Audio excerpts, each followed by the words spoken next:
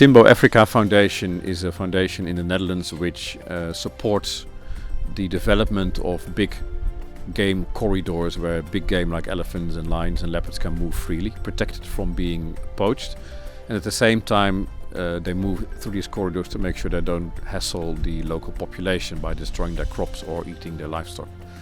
That is one of the biggest assets or the biggest goals of this particular foundation. The second one is to bring back endangered species and protect those species, such like rhinos, sable, antelope, cheetah. And the third, but not the least important aspect, is to train local people to get a sustainable job in the wildlife industry or the hospitality industry.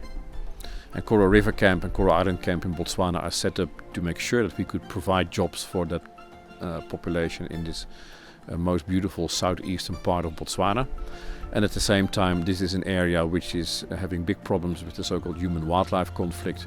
And by creating corridors, we can solve that particular problem for both the animals and the local population. The Matatana area where we are at the moment is basically an agricultural area. So people have small holdings on which they grow their crops, which varies from mealies to watermelons, tomatoes, anything that you can sell on a regular market in Africa. The problem is that elephants love those type of vegetables as well. So if an elephant gets out of the wilderness area and steps into the fields of a farmer, he usually destroys their whole livelihood. And you cannot discuss subjects like tourism and nature conservation if the local population is battling to literally survive. Because apart from you having your livelihood destroyed, these animals are dangerous, and very often you have fatal incidents in which villages simply die, get trampled by elephants or attacked by a lion.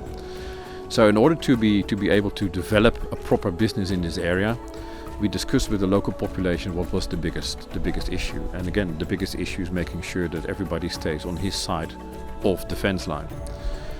Government is battling in COVID times to provide funding for such projects, and because it's all over Africa actually, the human-wildlife conflict.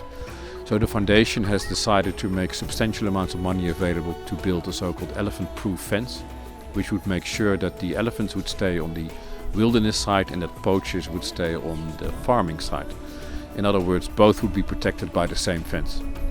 And that's what we've literally been doing in the last 2 months. We started 2 months ago already because the pressure was high from the local population, because they already were plowing and the mealies were growing. So we started with the highest possible speed and pressure to construct this no less than 30-kilometer long fence. And it is a double fence to keep the elephants out. So it's one of the most sophisticated fences that's ever been built in Africa. And because it is a unique partnership between government, in this particular case the Department of Wildlife and National Parks, the local communities by means of the farmers associations, and the private landowners in the wilderness areas and lodge areas, it means that it is a unique, literally groundbreaking project in which all the stakeholders are equal. If one fails, everybody else fails.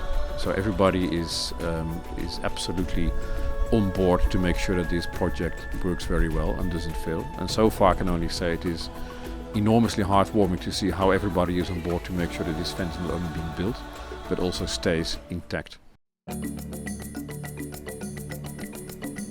Nature conservation is not just important in Africa, it's important everywhere, as a general statement. In Africa it is important because this is one of the few continents where there's still large areas available for nature conservation, and to make sure we can separate wildlife from humans to avoid the human-wildlife conflict. And because the pressure on increasing population is growing and the pressure on land is growing, it is important that it is demarcated properly what is literally areas where people can live safely, what are buffer zones, and what is definitely areas where people cannot live. So the foundation is very busy in defining those plans together with the local governments to create those safe havens for all involved parties. And nature conservation is important.